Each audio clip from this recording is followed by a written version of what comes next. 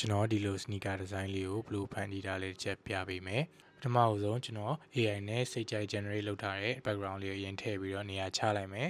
ပြီးရင်ကျွန်တော်တို့ဆွဲမဲ့ product ကိုထည့်ပြီးတော့ကျွန်တော်တို့လိုချင်တဲ့ပုံစံအတိုင်းအဆင်ပြေမဲ့အတိုင်းကို site အကြည့်သေးလုပ်ပြီးတော့နေရာလေးချပြီးတော့ထားလိုက်မယ်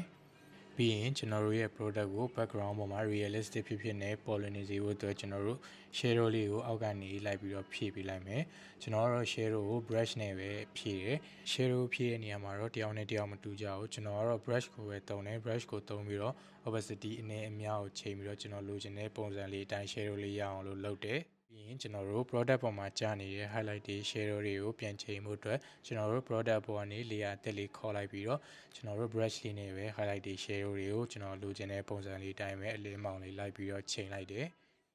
ပြီးရင်ကျွန်တော်ကြည့်လိုက်တော့ဒီအခုကျွန်တော် product တက်ဒီ background ပို့ပြီးတော့လင်းနေတဲ့အတွက်နည်းနည်း exposure လေးနည်းနည်းပြန်ချိန်လိုက်တယ်ပြီးတော့ cap နဲ့ကျွန်တော် lighting လေးနည်းနည်းပြန်ပြီးတော့ညှိလိုက်တယ်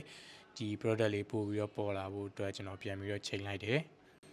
ပြီးရင်ကျွန်တော်တို့ perspective နောက်ထပ်တစ်မျိုးနဲ့ product လေးကိုထပ်ပြီးတော့ထည့်လိုက်မယ်ပြီးရင်ကျွန်တော်ကဒီ share product လေးကိုပဲလိုချင်တာမလို့ကျွန်တော် share ကောင်လေးကိုကျွန်တော် auto selection 2နဲ့ပဲ select မှတ်ပြီးတော့ဖြတ်ထုတ်လိုက်မယ်ပြီးရင်ဒီကောင်လေးကိုကျွန်တော်ပထမ product ရဲ့နောက်မှာပဲထားချင်တာမလို့အောက်ကိုရွှေ့ပြီးတော့ကျွန်တော်လိုချင်တဲ့ပုံစံလေးအတိုင်း perspective ကြ site အကြီးသေးလေးချိန်ပြီးတော့နေရာလေးထပ်ချလိုက်မယ်ပြီးရင်ဒီ product ပေါ်မှာကြာနေတဲ့ highlight တွေ shadow တွေကိုပြန်ချိန်ဖို့အတွက်ကျွန်တော်တို့ layer အသစ်ခေါ်ပြီးတော့ clipping mask လေးအုပ်ပြီးတော့ဒီကောင်ကို brush လေးနဲ့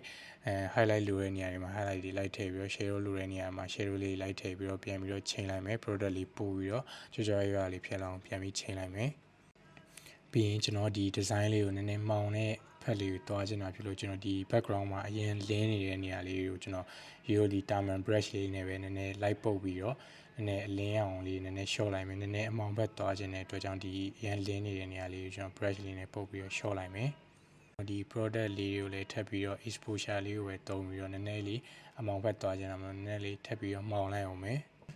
ပြီးရင်ကျွန်တော်ဒီ background မှာပါနေတဲ့အနီရောင်အရင်တောက်နေလို့ကျွန်တော် saturation လေးကိုနည်းနည်းလေး short ပေးလိုက်မယ်အရင်တောက်နေလို့နည်းနည်း short ပေးလိုက်တယ်ပြီးရင်အလင်းမောင်နဲ့အားလုံးကြိုက်ပြီဆိုရင်ကျွန်တော်တို့ typography လေးထည့်မယ်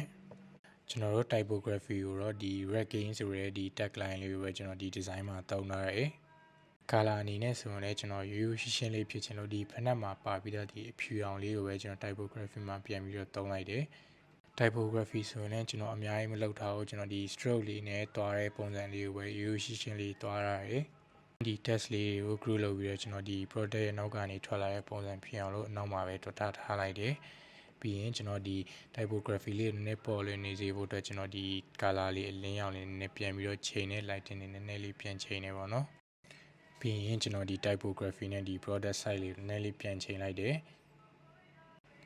ဒါရီပြီးသွားရင်ကျွန်တော်ဒီ product အတွက်ဒီ logo လေးထည့်ဖို့အတွက်ကျွန်တော်ရှိပြီးသား logo လေးကိုပဲထည့်လိုက်တယ်ဒီ Nike logo လေးကိုကျွန်တော်ဒီအပေါ်လေးမှာပဲထားလိုက်တယ်